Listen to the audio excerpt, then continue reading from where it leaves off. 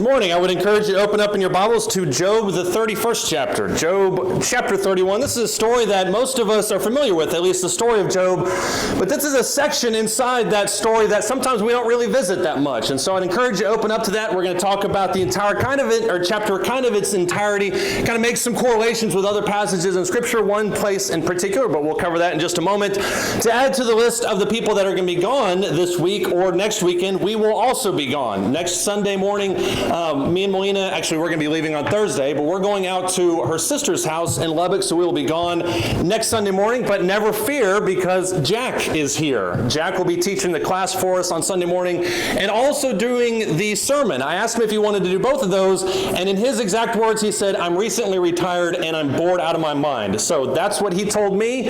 You can take that up with him if you would want to, but he volunteered to teach both of those, and so we'll be happy for him. We're taking our quarantine party to Lubbock, just to kind of sit in that house. I think my brother-in-law has got a whole lot of home improvement activities that we're going to be doing next weekend, so that's where we'll be, but we'll be with you in spirit. Job chapter 31, though, is where we want to begin right now. It's an interesting chapter, and it's a chapter I think that goes very well with another chapter that's very well known, Proverbs chapter 31. And most of us are familiar with chapter 31 of the book of Proverbs because that's what describes the virtuous woman, and you don't have to go too far, you have to think too hard about what that chapter is all about. Proverbs chapter 31, the virtuous woman, is all about kind of this, I don't want to say the perfect wife, because I would probably slip up and say Melina, who's watching at home. I had to get that one in there. Anyways, I don't want to say she's the perfect wife, but she is the virtuous woman. And it starts off the entire chapter by talking about who can find her. Her worth is far above rubies. And it describes essentially one half of a perfect marriage. It describes a woman who is industrious. It describes a woman who is charitable, who's respectable, who's hardworking. She's a perfect support pillar for her husband, but she's also very independent in her own right. And so Proverbs chapter 31 has been used, it's been preached about, there's been Bible classes about, but nobody ever discusses, in my opinion, a perfect counterpart to it, which is the Job 31 man. In Job chapter 31, you have this part in this book where Job has essentially reached his boiling point. He's defended himself, and if you're familiar with the story of Job, you know what I'm talking about. It's this story where he loses everything in the first couple chapters, and then he spends about 29 chapters defending himself. And you have all these people that are telling him that he sinned somehow. He's trying to declare his innocence. They keep piling on that he sinned. He declares it again. And then finally, when you get to chapter 31, that's when Job has had enough.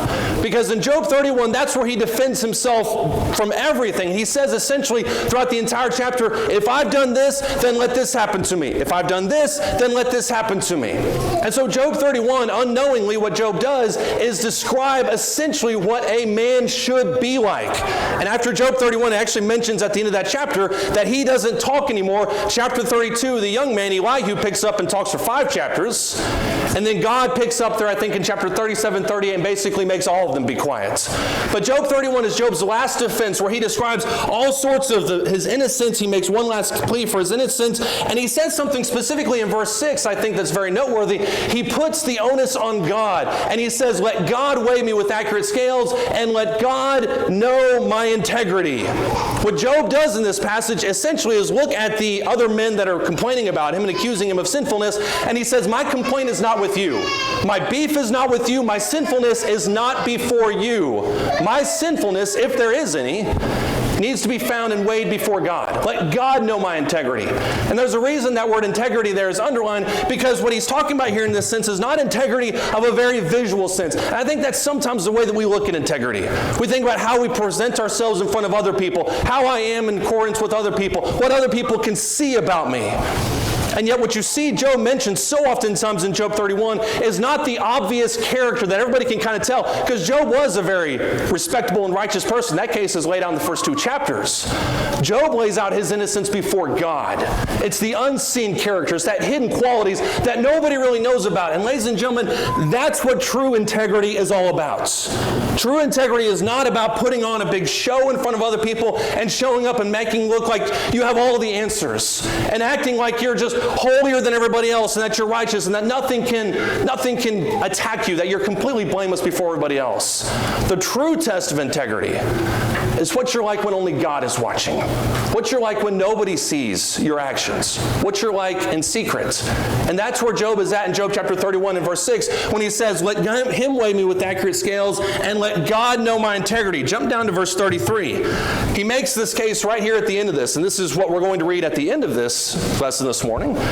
But in Job chapter 31 and verse 33, notice he says here in verse 33, have I covered my transgressions like Adam by hiding my iniquity in my bosom? That should bring forth an earlier chapter there in Genesis chapter 2 and 3, where Adam and Eve commit this great sin by eating of the fruit of the garden, of the tree of the knowledge of good and evil. They hide from God because they don't want to be present right before God. And Job alludes to that here in Job chapter 31 verse 33. He says, have I covered my transgressions by Adam, like hiding my iniquity in my bosom? Have I feared, verse 34, the great multitude and the contempt of families terrified me, and kept silent, didn't go out of doors? Oh, that I did have one to hear me. Behold, here's my signature. Let the Almighty answer me. And the indictment which my adversary has written, surely I would carry it on my shoulder. I would bind it to myself like a crown. I would declare to him the number of my steps, and like a prince I would approach him. Job lays everything bare. And he says, if I've sinned, and especially if I've sinned in a private way that only I know about, and that I'm trying to hide it even from God, then let God judge me. But he says, I wasn't hiding from anything. You people here, as Job talks about to his friends, you people here are describing things that I might have done, hypotheticals, issues, all these different things that could have happened. But God's the only one that knows about those things. So in verse 6, let him weigh me with accurate scales, and let God know my integrity. In the middle of this chapter, we're in the middle of this story where Job is describing his innocence over and over and over again. Job 31 stands as a perfect testament to what a holy and righteous man should be about. And he makes his case very simply. Look in Job 31 starting in verse 1. These first 4 verses lays out everything that we need to know about the Job 31 man. Every single thing, every single quality that he should have is laid out in these first 4 verses. Listen to what he says here. He says in verse 1, I have made a covenant with my eyes. How then could I gaze at a virgin? That is a perfect gateway verse to the rest of this chapter. What is the portion, verse 2, from God above, or the heritage of the Almighty from on high? Is it not calamity to the unjust and disaster to those who work iniquity? Does he not see my ways, and does he not number all my steps? Those first 4 verses of Job chapter 31 lay out perfectly his manifesto. I am innocent, I am holy, I am righteous before God. Not that I've never sinned, but that I am blameless at least to this degree. And here's why. In the first 4 verses, he lays out a couple simple things. Number 1, he says, I've made a covenant with my eyes. And we'll talk about each one of these individually. But essentially what he means when he says that is I have made an oath with the gateway to my heart that I'm not even going to entertain sin. Now specifically here in verse 1, he makes the application to sexual immorality. That's the one that everybody kind of points to, and I think that's definitely the context, but it goes deeper than that. He's saying, I've made a covenant with my whole body, with my mind, with my eyes, that I'm not even going to entertain sin even for a second. He says, number 2, I remember my portion from God above. Job knew that he was blessed. Job knew that he was blessed from God. He knew that all the things that he had in his possession were a blessing given from God above. I think that's why you see in the first 2 chapters him offering sacrifices on behalf of his children, lest they had sinned. He knew where his portion came from. And having that proper understanding in our own life, I think, is paramount to understanding our own relationship with God. If we forget that God is the one who has given us these blessings, then arrogance and greed and spite and hatefulness, all these things can kind of creep in. But number 3, he also says, I understand the consequences of sin. I know exactly what sin does. Now understand, we don't live necessarily in the world today where I sin and all of a sudden I'm struck dead on it like Uzzah did when he touched the ark. That's not the same type of world that we live in. But as Jack so eloquently put it during his Lord's Supper talk, we understand, of course, that it was our sins that put Jesus on the cross. We should have an understanding of what sin is all about, and an understanding of what the consequences of sin are. And then number 4, he points out in these first 4 verses, God's everlasting knowledge. It's something that he alluded to there in verse 6. It's something he alluded to there in verses 33 through 37. He says, God knows and sees everything. We should live daily, ladies and gentlemen, with this understanding that God knows what we do even when nobody else does. That he knows where we go. He knows what we see. He knows what we entertain in our hearts. He knows what we really love. And he knows where our true values lay. We talked about that on our Psalm 119 13 class for the last 3 weeks. When you look at Hebrews chapter 4 verse 12, he talks about the word of God being quick and sharper than any two-edged sword, discerning even between the thoughts and the intents of the heart. That razor-thin margin, that he knows what your thoughts are and he knows what your intents are. We should live every single day with an understanding of God's everlasting knowledge. That even if we have everybody else fooled, that even if we think we have everybody else tricked, that they don't know who we really are, God knows who we really are. That's the understanding that Job lived with. And I think that's the understanding that the Job 31 man lives with. Let's look at this first one here, where he talks about that he made a covenant with his eyes. I want you to look not at Job 31. I want you to keep your finger there and go back to Genesis chapter 3. We referenced Adam and Eve a second ago. I want to reference them again. Because in Genesis chapter 3, you see something mentioned here in these verses that sometimes flies on the radar. We always talk about how, or at least I always talk about, I don't know if anybody else does, but Genesis chapter 3, this interaction between Adam and Eve and Satan, there's so much happening in this section. And it's so interesting when you dissect the nature of sin and what sin is all about, how it finds its root inside of people. I think you see it a little bit here in Genesis chapter 3. He says in verse 1, "Now the serpent was more crafty than any beast of the field which the Lord God had made. And he said to the woman, Indeed, has God said, You shall not eat from any tree of the garden. And the woman said to the serpent," notice how the serpent questions God's commandments knowing what he's actually said. "The woman said to the serpent, From the fruit of the tree of the garden we may eat, but from the fruit of the tree which is in the middle of the garden, God has said, You shall not eat it or touch it, or you will die." Eve reiterates the commandment given to Adam, or given to Eve, by God. But verse 4, "The serpent said to the woman, You surely will not die. For God knows in the day you eat from it, your eyes will be opened, and you will be like God, knowing good and evil." That's the flashpoint right there. In verse 5, when he zeroes in on that, he says, you're not going to die because God knows the truth of the matter. The truth of the matter, as Satan says to Eve, is he knows if you eat it, you're going to be like him. He knows specifically, as he mentions here in verse 5, your eyes are going to be opened. And notice what happens here in verse 6. In verse 6, it says, "When the woman saw that the tree was good for food, that it was a delight for the eyes, and that the tree was desirable to make one wise, that's when she took from its fruit and ate, and she gave also to her husband with her, and he ate." If you notice the progression that's happening here in Genesis chapter 3, it starts with establishing the command. Serpent says to Eve, "Is this what God said?" She reiterates it. Everyone's clear on what the command is. And then Satan introduces doubt. Specifically a doubt to the true glory that God is somehow keeping from Adam and Eve. And then Eve entertains it for a fraction of a second and allows her eyes to drift towards the tree and entertains the idea of what it would be like in that moment to eat from that tree. And we know the logical consequences of that. Job understands the logical consequences of that. But that's essentially what Job is talking about here in Job chapter 31. What Job understands in this chapter is what Eve did not understand here in Genesis chapter 3, is that sin does not all of a sudden happen. And sometimes we have this attitude within our minds that sin just kind of happened. I just happened to be there. I just happened to take part, and I just fell, and then sin happened. That's not the way it happens. We all know, or at least most of us know, at least the basics of what we should be doing with our lives. And in this case, they knew exactly what the commandment was. That's why he reiterates it there in those first 3 verses. But Eve allows her eyes to drift towards the tree and entertain that thought for a second of what if? What would happen if I did that? And that little bit of doubt that interferes in her life is what starts her down that path towards sin. And that's why what Job says here in Job chapter 31 verse 1, when he says, "I've made a covenant with my eyes, how then can I gaze at a virgin?" What he's saying in that verse is, I have cut off sin at the source. I've cut off temptation before it has any opportunity to root deep down inside my soul. I'm not even going to entertain the sin.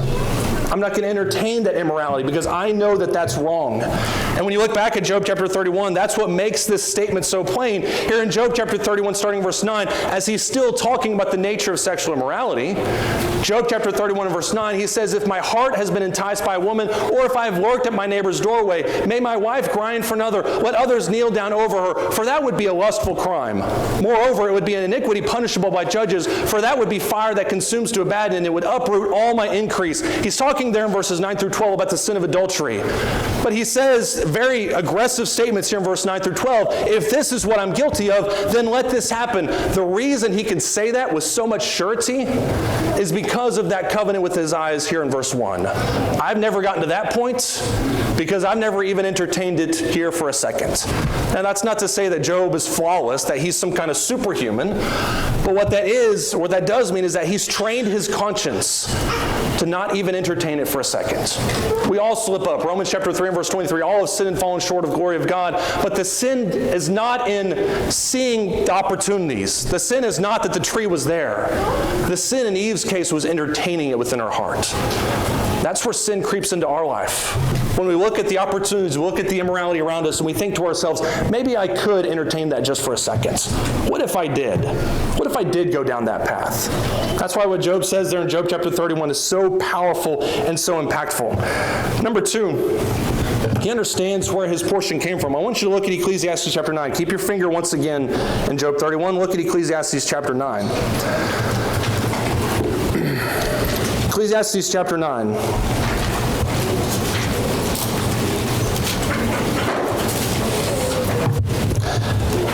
We just got done with a study on the book of Ecclesiastes, which I loved. I wish we could do it every year for the rest of infinity because it's my favorite book.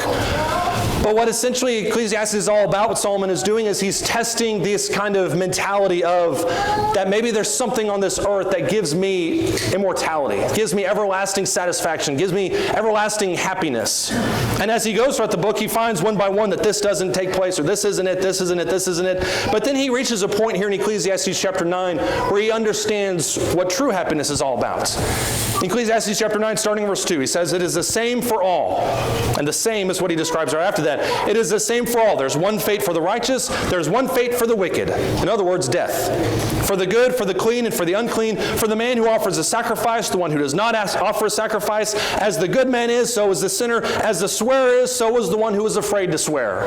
What he points out in that verse is, it doesn't matter if you're the holiest person alive or you're the least holiest person alive. Everybody is going to die. You didn't imagine that would be that depressing in the middle of the sermon, did you? That was a very sad thought to just kind of throw out there at everybody. Verse 3, this is an evil that is done under the sun, that there is one fate for all the men. Furthermore, the hearts of the sons of men are full of evil, and insanity is in their hearts throughout their lives. I think we've seen that over the last few months. Afterwards, they then go to the dead. For whoever is joined with all the living, there is hope. Surely a live dog is better than a dead lion. For the living know that they will die. But the dead do not know anything, nor have they any longer reward, for their memory is forgotten. Indeed, their love, their hate, their zeal have already perished, and they will no longer have a share in all that is done under the sun. Solomon's point, once again very depressingly, is everyone's going to die. At some point, your labors will cease. At some point, your pleasure will cease. At some point, all the things that we're pushing towards in this life will die, and it will all go away. That's the reality of the situation. And I'm sure he's even more depressed by this point than we are. But look at what he says here in verse 7. He says, "Go then, eat your bread in happiness, and drink your wine with a cheerful heart. For God has already approved your works.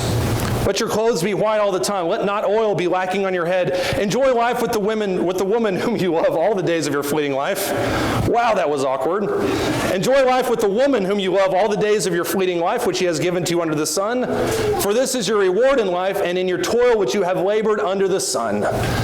In the midst of this depression that Solomon points out up to verse 6, he kind of reorients it there in verse 7.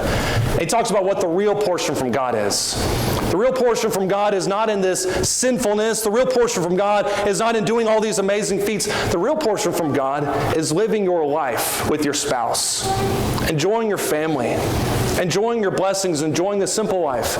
And it's always remarkable to me as you look at the story of Job, how it begins in chapters 1 and 2, that Job is extraordinarily wealthy.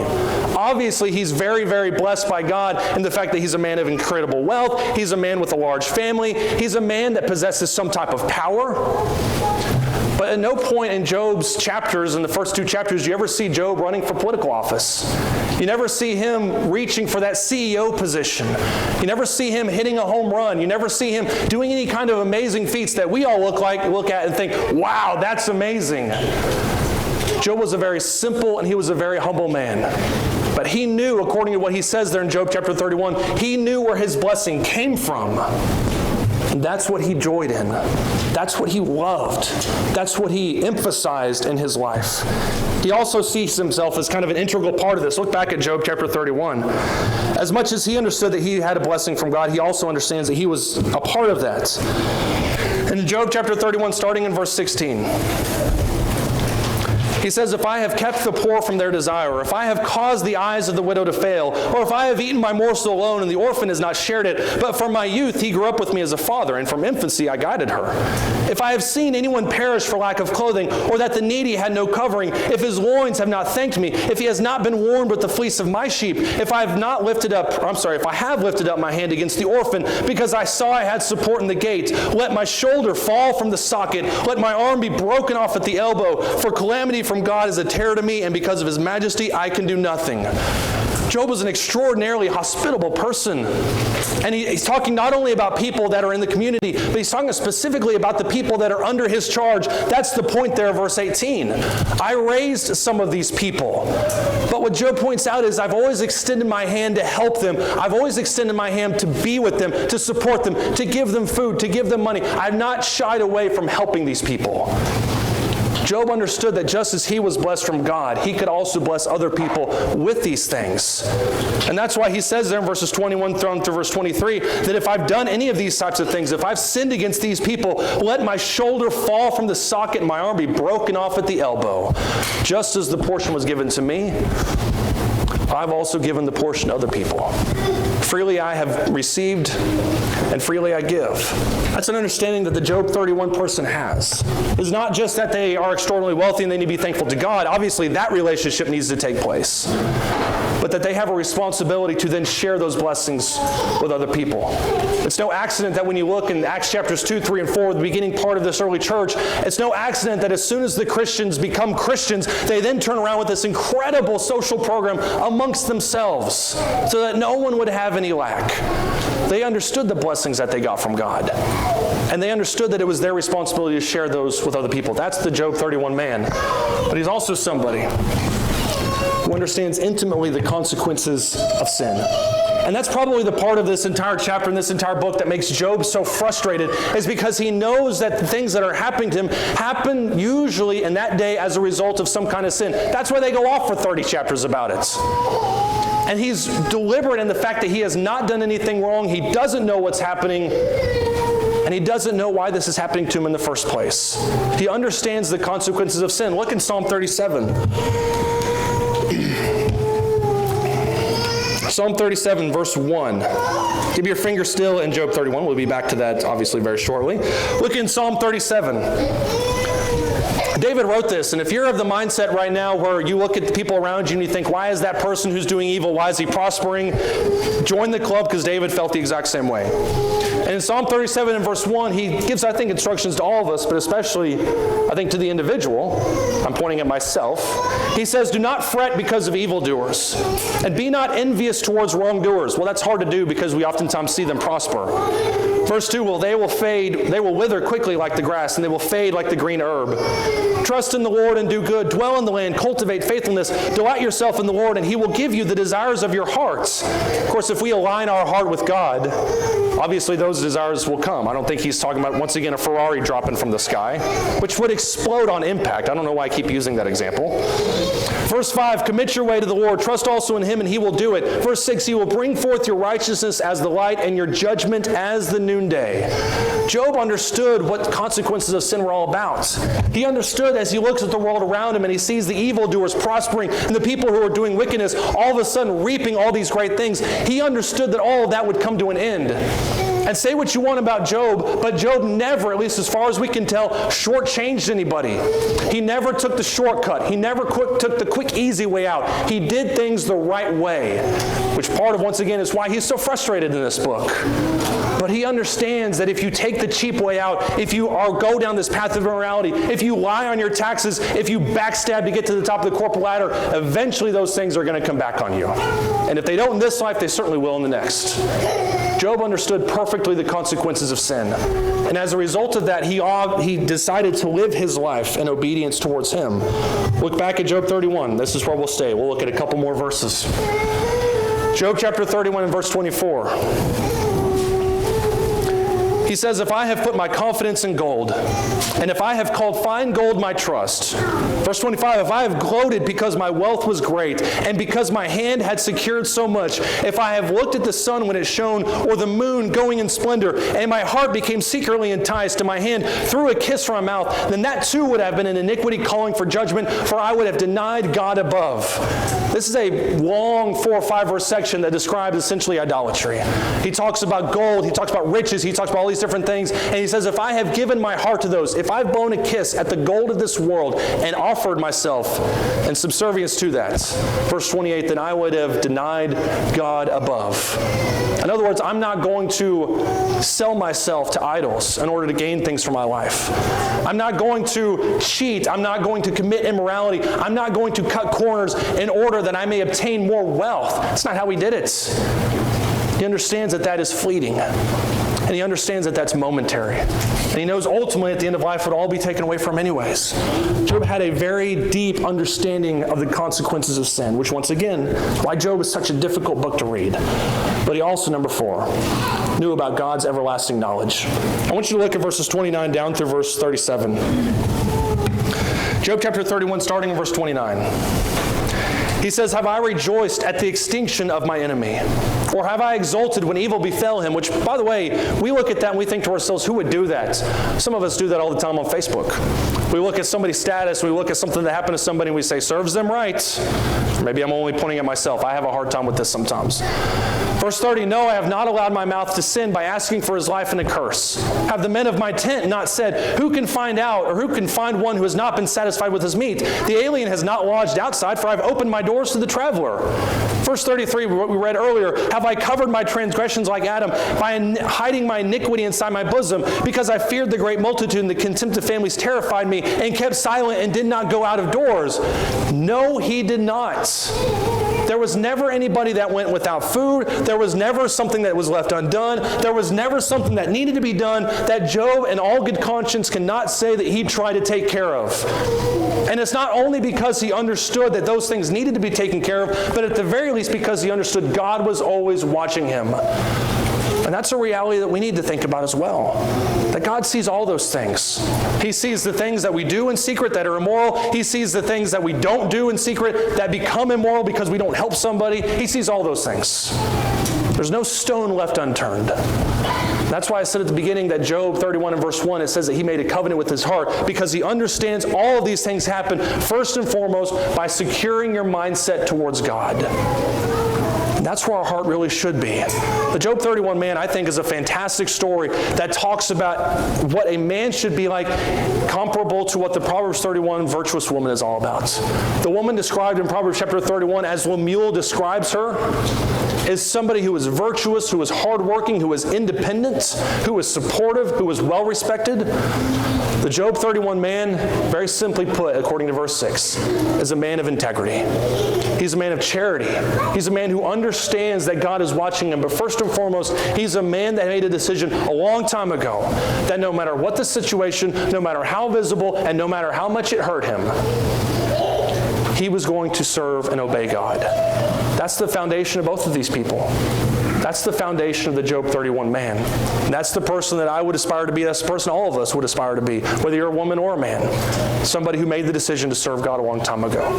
If you haven't made that decision, I would encourage you to do it right now. With this coronavirus stuff going around, you don't know what's going to take place tomorrow. We don't know the world that we're going to wake up to tomorrow. And so I would encourage you to make that decision today before it's too late. Do it now as we stand and as we sing.